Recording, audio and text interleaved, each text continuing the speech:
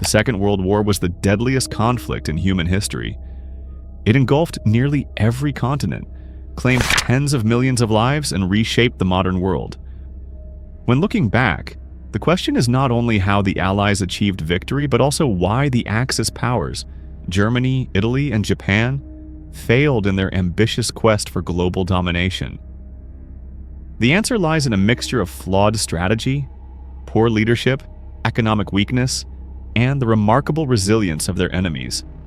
To understand why the Axis lost, we must trace the unfolding of the conflict from its beginnings to its catastrophic end.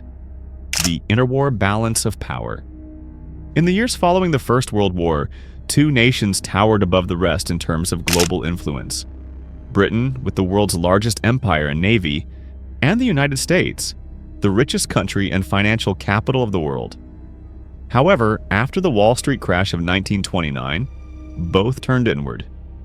Britain, still recovering from the Great War, embraced appeasement to avoid another devastating conflict, while the United States passed neutrality laws designed to keep out of future wars. This withdrawal created a vacuum on the world stage. Into this vacuum stepped ambitious regimes in Germany and Japan. Adolf Hitler's Nazi government promised to restore German pride and power through conquest, while Japan's militarists pursued empire across Asia. Both regimes believed that war was the only means to secure their visions: appeasement and the road to war. Britain and France initially tried to restrain Hitler through appeasement. The Munich Agreement of 1938 allowed Germany to annex part of Czechoslovakia in exchange for Hitler's promise of peace, hailed at the time as peace for our time. But within months, Hitler tore up his pledge and occupied the rest of Czechoslovakia. When Germany invaded Poland in September 1939, this time with the support of a non-aggression pact with the Soviet Union, Britain and France finally declared war. Europe was once again engulfed in a global struggle: blitzkrieg and the fall of France. Hitler's armies stunned the world with blitzkrieg, or lightning war, a devastating blend of tanks, planes, and rapid infantry assaults. Denmark and Norway fell quickly, followed by Belgium and the Netherlands. In just 6 weeks, France, long seen as the continent's strongest military power, collapsed. Britain stood alone, having evacuated its army at Dunkirk but leaving nearly all of its equipment behind. Many believed Britain would surrender, but Winston Churchill's government vowed to continue the fight. Protected by the Royal Navy, the English Channel, and the world's most advanced air defense system, Britain resisted in the Battle of Britain and denied Hitler his chance of invasion. The Axis alliance and its hidden weakness. In 1940, Germany, Italy, and Japan formalized their partnership as the Axis powers. On the surface, they seemed unstoppable, yet weaknesses quickly emerged. Mussolini's Italy proved incapable of achieving its ambitions of a new Roman Empire, stumbling badly in Greece and North Africa, and forcing Germany to intervene. Meanwhile, Germany struggled under Britain's naval blockade, which strangled food and fuel supplies. Only the alliance with the Soviet Union kept Hitler's war machine afloat, supplying much-needed grain and oil. Japan, for its part, remained bogged down in its war in China. Its occupation of French Indochina provoked a fierce response from the United States, which imposed a crippling oil and steel embargo.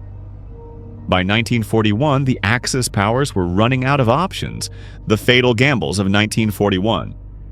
That year, both Germany and Japan made fatal gambles.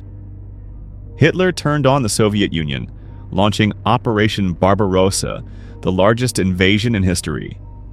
Convinced by his racist ideology that the Slavs were weak and would collapse quickly, he expected a swift victory. Instead, the Soviet Union proved astonishingly resilient. Entire factories were dismantled and relocated beyond the Ural Mountains, safe from German bombs. Soviet soldiers fought with relentless determination, and by December 1941, the German advance had ground to a halt just outside Moscow. At almost the same time, Japan attacked the United States at Pearl Harbor. Hoping to cripple the U.S. Navy and secure Southeast Asia's resources, Japan believed America would sue for peace. Instead, the attack united the American public, extinguished isolationist sentiment and brought the vast industrial power of the United States fully into the war. By the end of 1941, the Axis had expanded the conflict beyond its means to win. The Allied strategy of attrition. Once the United States joined, the balance shifted dramatically. Allied leaders Roosevelt, Churchill, and Stalin agreed that they would fight until the Axis surrendered unconditionally.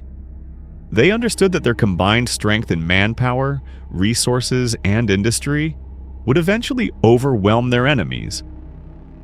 American factories became the arsenal of democracy, producing weapons and supplies on an unimaginable scale. At Willow Run in Michigan, for example, a new bomber rolled off the assembly line every hour. The Lend-Lease program sent tanks, aircraft, trucks, food, and clothing to Britain and the Soviet Union. At the same time, Allied codebreakers cracked German and Japanese communications, providing vital intelligence that tipped the balance in key battles. Turning points of 1942 to 1943. The years 1942 and 1943 brought dramatic turning points. At Midway, American carriers sank 4 Japanese aircraft carriers, permanently crippling Japan's ability to take the offensive.